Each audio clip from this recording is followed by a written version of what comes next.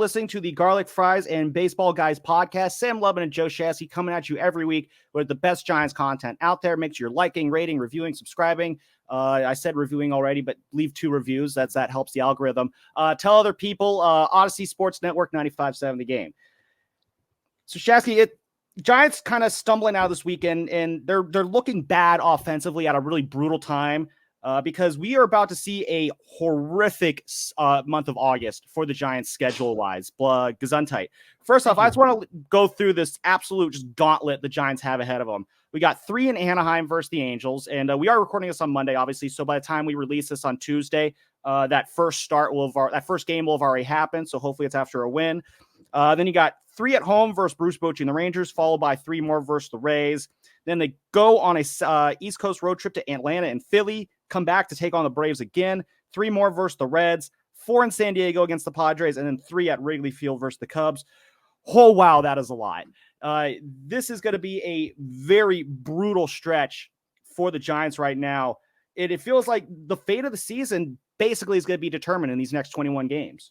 Yeah, it does feel like that. And I mean, Ohtani coming up this week, and then you get Bruce Bochy, and we got the Rays too that basically do analytics like the Giants do, but like 10 times better and cheaper, and like cheaper and smarter. Like their bang for the buck is kind of unbelievable. This does feel like a really rough stretch right now, and that's why I'm not outraged. Like I can already start to see this. It feels like they're running out of pitching, and we are going to get a good feel for who the Giants are, and that's why I keep going back to and I'm not trying to be some homer. If Matos and Bailey can just survive the storm that's ahead of them over the next 3 to 5 weeks, how good are you going to feel heading into the offseason? If both these guys can finish this year out on a high note, play on an above 500 team, have over 250 batting averages, they're both Gold Glove potential guys moving forward. I don't know if they could be 20 home run a year guys. I don't even care. Give me plus defense. Like that's a great start. Can we get a taste of Wisenhut? Can I get a taste of Harrison? Like, can Camilo Duvall get to 40-something saves? Like, I have smaller goals to me that are much bigger than, like, beating the Rays and getting into the wild card. And you know what I mean? Like, am I crazy? I mean, I think at the end of the day, I do think in terms of the development stage, the season's going to come out as a plus no matter what. Patrick Bailey is going to be playing as every day as he should. Luis Matos, he's playing more and more. He's becoming less of a platoon guy and more of a, you're going to start the game and play the whole game unless we need to sub you out midway through the game kind of guy, which is an improvement for him. He is getting more reps versus right-handed hitters. That's something I like to see. And yeah, those 2 guys right now, they're going to have to kind of carry the way in terms of just kind of what we're seeing from the young guys right now. And so, yeah, in that sense, if you could hold on to that, you are finding positives. I think you're going to hopefully see more good pitching from Ryan Walker. And then, yeah, if the more young guys we come up that produce, you're feeling good about the season no matter how it goes. That said, I mean, the Giants, at the end of the day, they're still going to try and win baseball games. That's going to be the focus at the end of the day. Their job, like Gabe Kapler's job, is to go out and make sure that his team has more runs on the scoreboard than the other teams. They're going to do that. They're going to find different ways to do that every single day. Gabe Kapler, he's called each game like a puzzle.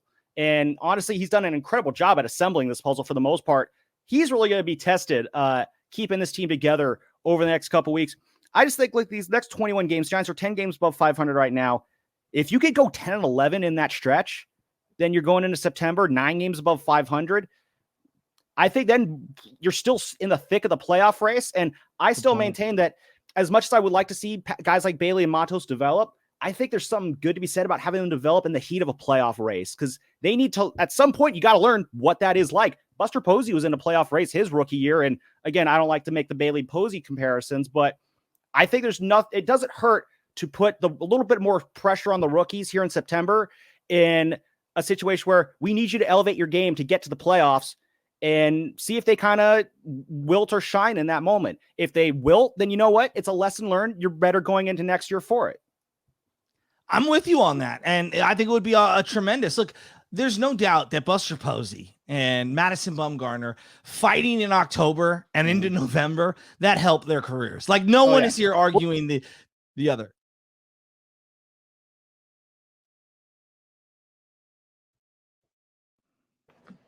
There we go. Are we back?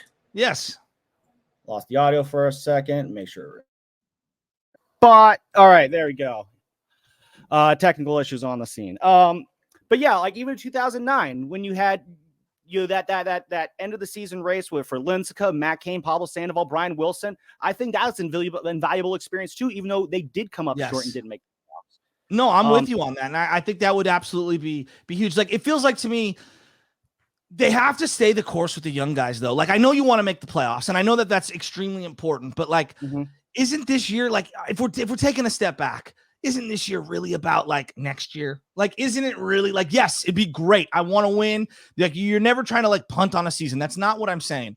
But I'm saying like the ultimate goal is to come out of this year with battle-tested guys like Bailey and battle-tested guys like Matos. Isn't it not? No, I agree with you. I definitely think I agree with you. I like that idea. It's all about next year. This year is all about setting up well for next year, making sure that next year could be that year. And maybe this could kind of shift to some of the options that they can like Sam. Okay, yeah.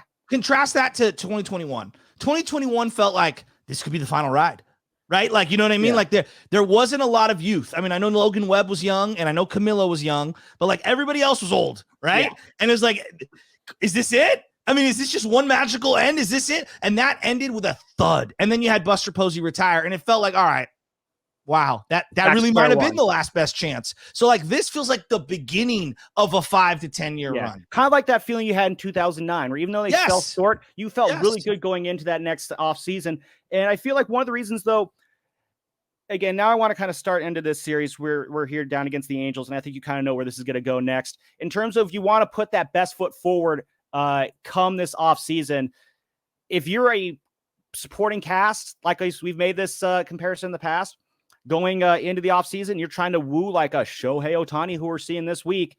Is there even any reason to be hopeful for that? Do you still carry any hope of a Shohei Ohtani signing this offseason? Because I feel like it's something that if you're a Giants fan getting yourself hopeful for Shohei Ohtani, I feel like you're setting yourself up for disappointment again. I learned my lesson last year. I'm gonna expect it not to happen, and if it does, oh my God, I'm throwing a ticker taper parade. I'd be happy to be wrong on this one. Yes, exactly. Again, it's still gonna be fun to, I'm with you on that. It'll be fun. I guess the chase will still be fun. I mean, the Giants are still going to be in it. I don't even know if it's so much anything that the Giants can do though to bring him here. I do think they are limited by the fact that if you look at other teams, Yankees, Dodgers, or even the Braves, if they want to get into it, those are teams that are just so much closer right now to competing for a championship. Whereas the Giants, they are kind of building up towards that. But this is a guy, Shohei Ohtani, who's going to be, entering his age 30 season next season on this contract.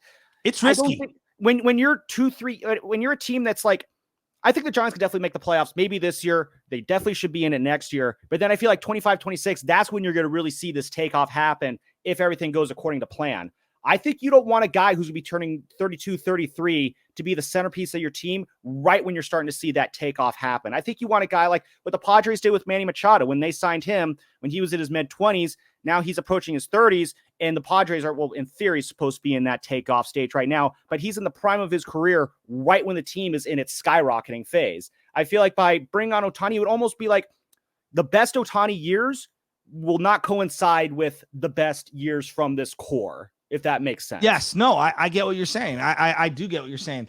But boy, wouldn't it be amazing to have him in the lineup and all these guys are coming through. It just changes everything. And I mean, it just feels like pie. But there's going to be guys like Pete Alonso. Like, what's going to happen with Pete Alonso? Wouldn't you love a Pete Alonso consolation prize? Oh, yeah. I mean, it depends on – I mean, the Mets seem very determined to build around him, and understandably so, and they still have a lot of big contracts that they're going to have around him.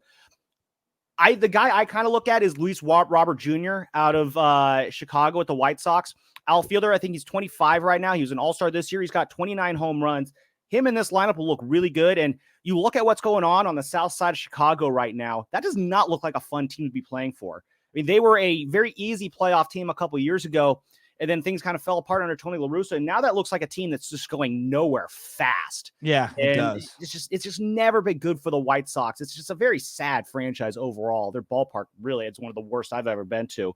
And if I'm Luis Robert Jr., I'm looking around at what I'm dealing with here in Chicago, and I'm thinking, I don't really want to be here anymore. And if you're the White Sox, you're going to have to start paying him a lot of money over the next few years. Again, I know he's in his mid-20s, but I really want to pay a bunch of money for a guy who is not happy and is going to be putting up all those good baseball numbers when on a team that's going nowhere, when you could shed that salary for, maybe a Vaughn Brown or Iverson Arteaga or Reggie Crawford. Those are the kind of, I think, creative deals I would like to see happen for the Giants this offseason. And I guess this is a long-winded way of saying that the benefit of Farhan not buying at the deadline is you have the ability to make these kind of splash deals at the winter meetings or elsewhere this offseason. No, there's no doubt about that. It's just, boy, do you think we're going to get Luciano at the end of this year? Do you think he's going to come back up? Oh, I definitely think he'll be up at some point again. Second base? If this team falls apart in August, you're going to see a lot of Luciano. The thing is, they want him to get more reps at second base. They want to make him more versatile of an infielder because I think there's a belief that, Casey Schmidt can obviously handle a lot of the left side of the infield. They want Luciano to be able to handle the middle of the infield so he can do both positions. And simply put, you're not going to have him experiment at second base at the big league club when you're still trying to win baseball games. No, I hear you. And you want to get risk-free reps. Is seeing Estrada at second base, boy, they missed him the last 4 weeks, didn't they? They're going to need him down the stretch. I'm really glad you brought up Estrada because I want to get into that in our next segment.